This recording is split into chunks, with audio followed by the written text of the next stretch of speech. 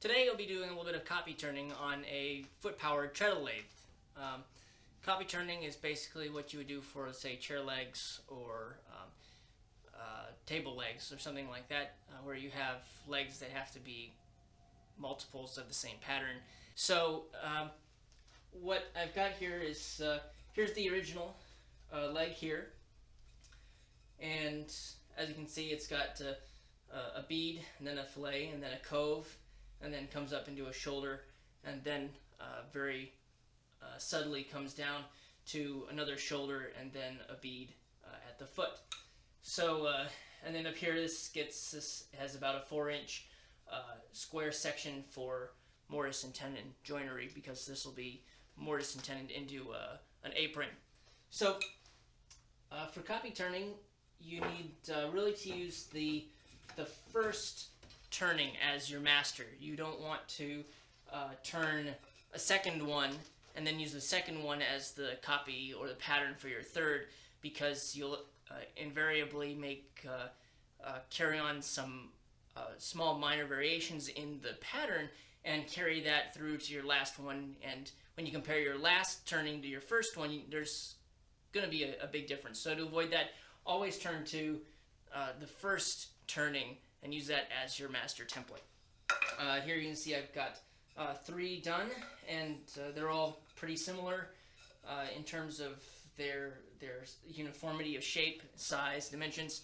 And we're going to go ahead and begin turning the 5th leg in the same way.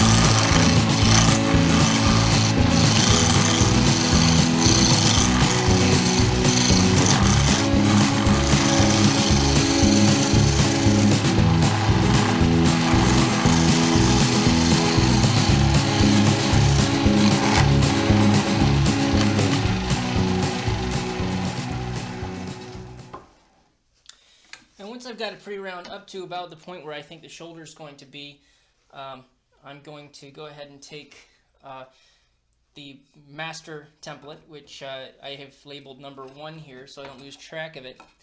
And I'm simply just going to set it up at about where it is here. I've got these legs cut at 20 inches. So these square sections should match up. And I'm just going to mark with a pencil where all the elements start and end.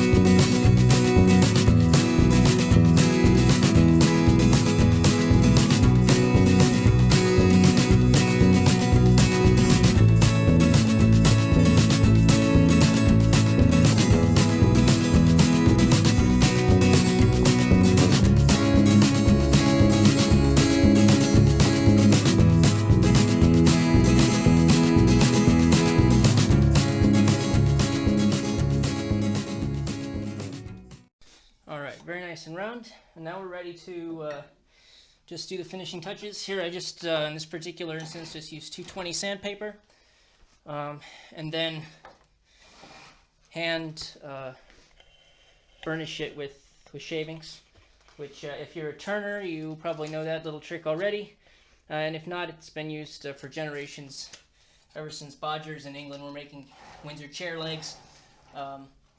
You just take shavings and and it burnishes the wood as it turns.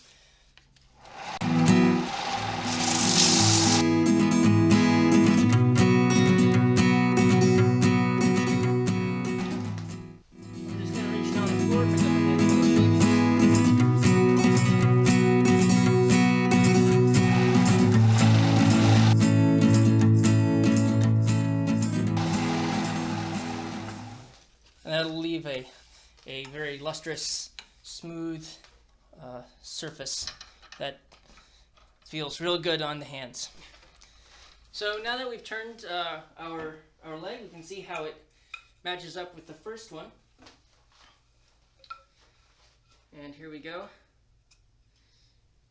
Yeah, that's a pretty good match. The bead starts, ends in the same place. You have the fillet here and the cove, and then up over the shoulder down to the slightly tapered legs, down to the beads on the feet. And that's pretty good. Of course, in hand-built furniture, it's never perfectly exact, and that's part of the charm of it. Of course, when they're several inches apart from each other on the furniture, it's very, very hard to find the discrepancies between the two anyway by eye. But of course, if you look at originals in old homes or museums, you'll also find that there are variations between the exact measurements and dimensions, and that's basically the charm of hand-built, handcrafted furniture. And thank you so much for watching. Again, I'm Canlin Frost of Canlin Handcrafted, and I'll see you next time. Thanks.